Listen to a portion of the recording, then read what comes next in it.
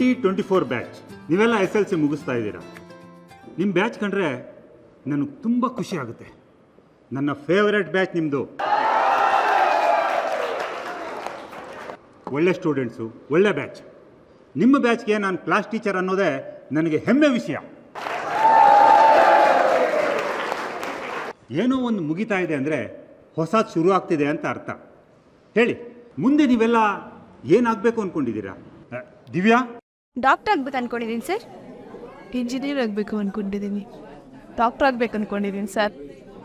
Engineer ಆಗಬೇಕು ಅಂದ್ಕೊಂಡಿದ್ದೀನಿ sir. Mechanic ಆಗ್ಬೇಕಂತಿದ್ದೀನಿ ಸರ್.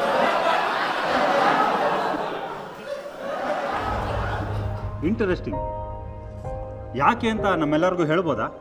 Sure sir. ಬನ್ನಿ.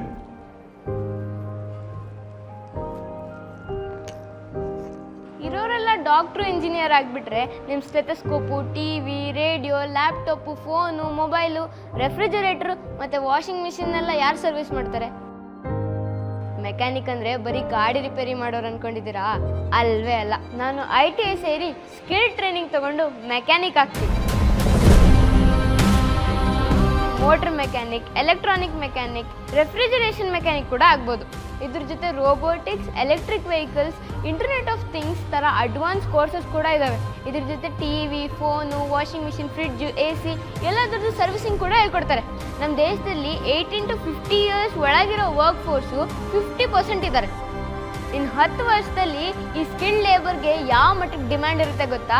ಇದನ್ನು ತಯಾರು ಮಾಡ್ತಾ ಇರೋದೇ ITIs, ಅಂದರೆ ಇಂಡಸ್ಟ್ರಿಯಲ್ ಟ್ರೈನಿಂಗ್ ಇನ್ಸ್ಟಿಟ್ಯೂಟ್.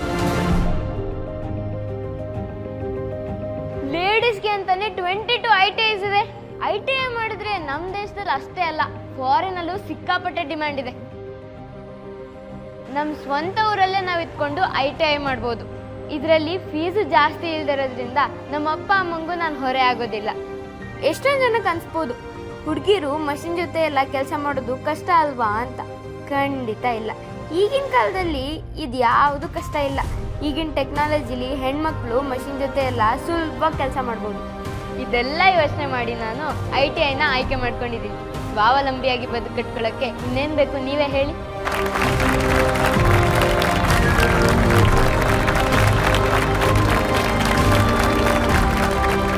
ಹೆಚ್ಚಿನ ಮಾಹಿತಿಗೆ ಸಹಾಯವಾಣಿ ಸಂಖ್ಯೆ 155267ಕ್ಕೆ ಕರೆ ಮಾಡಿ ಅಥವಾ ಹತ್ತಿರದ ಸರ್ಕಾರಿ ಕೈಗಾರಿಕಾ ತರಬೇತಿ ಸಂಸ್ಥೆಗೆ ಭೇಟಿ ಕೊಡಿ. ನೀವು ಆನ್ಲೈನ್ ಮೂಲಕನೂ ಅರ್ಜಿ ಸಲ್ಲಿಸಬಹುದು.